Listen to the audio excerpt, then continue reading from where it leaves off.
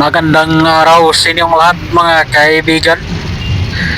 Nandito po tayo ngayon sa Blooming Treat Market, ang isa sa pinakamalaking palengke sa buong Luzon. Dito rin po ako nagtitinda ng aking paninda.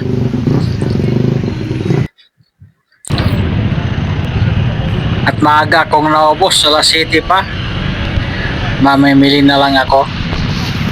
Hinahanap ko yung mga tindahan ng aking pamimilihan. At sobrang linis po.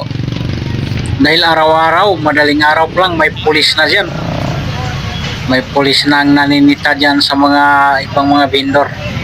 Pati kami, sinisita rin.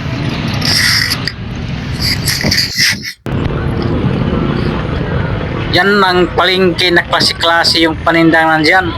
Mayroong mga sariwa, pero may kamahalan lang. Lahat ng mga nagluto-luto, mga karinderya ay dyan talaga pupunta dyan sa malapit lang dito sa Santa Cruz. Sa monumento, dito din yan namimili.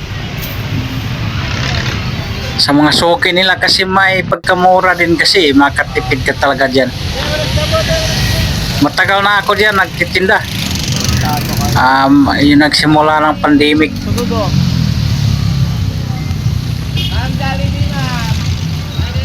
Hindi mo talaga makikita na magulo kasi laging may pulis dyan na nakabantay.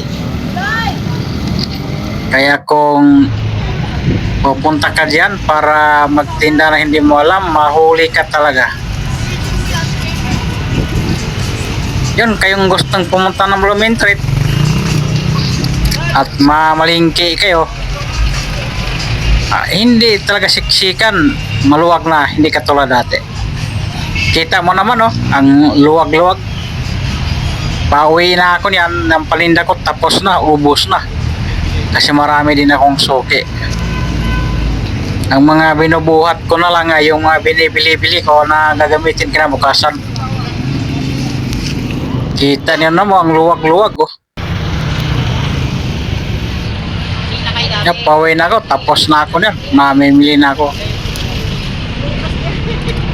Sa mga hindi pa nakapunta dito, sa hindi pa nakakita, ito po ang Blooming Treat Santa Cruz, Manila. Ang isa sa pinakamalaking palengke sa buong Maynila.